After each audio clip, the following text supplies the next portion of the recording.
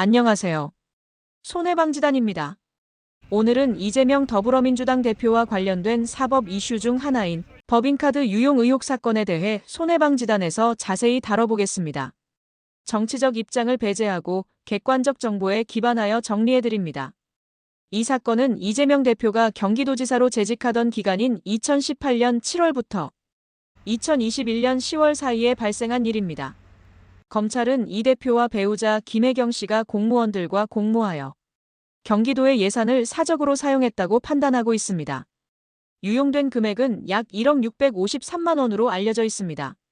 손해방지단이 확인한 내용에 따르면 해당 지출은 과일, 샌드위치, 세탁비, 식사대금 등으로 구성된 공용법인카드 지출 약 6,700만 원, 관용 차량의 사적 사용에 따른 비용 약 6천만 원으로 구성됩니다. 검찰은 김혜경 씨가 수행비서 배 모 씨를 통해 간접적으로 지출을 지시하거나 승인했으며 이 대표는 이를 알고도 묵인하거나 방조했다는 의혹을 제기하고 있습니다. 또한 이 사건과 함께 언급되는 것이 사모님 팀입니다.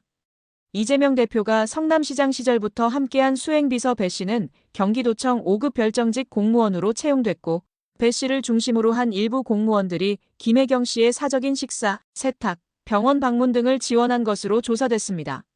손해방지단이 파악한 바로는 이들은 경기도청 내 공식 조직이 아닌 비공식적인 업무 지시 체계를 통해 운영된 것으로 보입니다. 이 과정에서 일부 공무원들은 업무용 법인카드를 이용해 사적 비용을 지출하고 이를 공적 업무로 보고하거나 운행일지를 허위로 작성하는 방식으로 비용 처리를 했다는 의혹을 받고 있습니다. 관용 차량에 대한 혐의도 있습니다.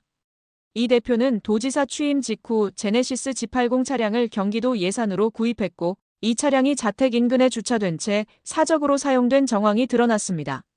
차량에는 자택 아파트 주차 스티커가 붙어 있었고 차고지 역시 자택 인근으로 지정돼 공적 차량임에도 사실상 사적으로 이용되었다는 것이 검찰의 주장입니다. 이에 따라 차량 유지비, 주유비, 세차비 등을 포함해 약 6천만 원에 달하는 경기도 예산이 사용된 것으로 조사됐습니다. 손해방지단이 참고한 자료에 따르면 이 사건은 현재 수원지방법원 형사심 1부에서 심리 중이며 오는 5월 27일 3차 공판 준비 기일이 예정돼 있습니다. 그 이후 정식 공판이 본격적으로 시작될 것으로 보입니다. 이재명 대표 측은 해당 혐의에 대해 부인하고 있으며 재판부 기피 신청을 통해 공정성 문제를 제기한 바 있습니다. 하지만 법원은 이를 받아들이지 않고 기존 재판부가 심리를 계속하도록 결정했습니다. 한편 김혜경 씨는 2023년 11월 공직선거법 위반 혐의로 별건 기소되어 수원지법에서 벌금 150만 원을 선고받았습니다.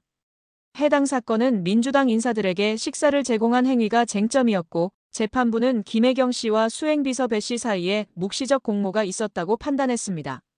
묵시적 공모란 명시적으로 지시하지 않더라도 묵인하거나 암묵적으로 동의하여 범죄가 이루어지게 한 경우에도 공범으로 인정하는 법리입니다. 손해방지단이 정리한 바로는 이 개념은 이번 법인카드 유용 사건에도 적용될 가능성이 높습니다.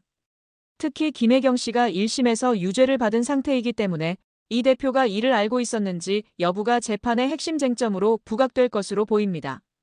또한 이 대표는 법인카드 유용 사건 외에도 공직선거법 위반, 대장동백 현동 개발 특혜 의혹, 위증교사 사건, 불법 대북 송금 의혹 등 다수의 형사사건에서 피고인으로 재판을 받고 있는 상황입니다. 공직선거법 위반 사건은 대법원이 1심 무죄 판결을 파기하고 유죄 취지로 서울고등법원에 환송한 상태입니다. 이와 관련된 항소심은 계속 진행 중입니다. 검찰은 법인카드 유용 사건에 대해 업무상 배임 혐의를 적용하고 있으며 대법원 양형 기준에 따르면 배임 금액이 1억 원 이상 5억 원 미만일 경우 징역 1년에서 3년 사이의 실형 선고가 가능한 범주에 해당합니다. 물론 최종 판단은 재판부가 결정할 몫이며 손해방지단은 무죄 추정의 원칙을 존중합니다. 누구든지 법적 판단이 확정되기 전까지는 무죄로 간주돼야 한다는 원칙은 반드시 지켜져야 합니다. 정치적 입장을 떠나 이번 사건은 공직자의 도덕성, 공공예산의 사용 투명성, 그리고 행정기관 내부의 감시 체계 문제까지 아우르는 중요한 사안입니다. 앞으로 재판이 어떻게 진행될지, 어떤 결론이 내려질지는 지켜봐야 할 일입니다. 손해방지단은 추후 판결이나 추가 수사 내용이 공개되는 즉시 다시 정리하여 시청자 여러분께 정확하고 중립적인 정보를 전달해 드리겠습니다. 시청해 주셔서 감사합니다. 공정하고 객관적인 시선으로 뉴스를 전달하는 손해방지단이었습니다.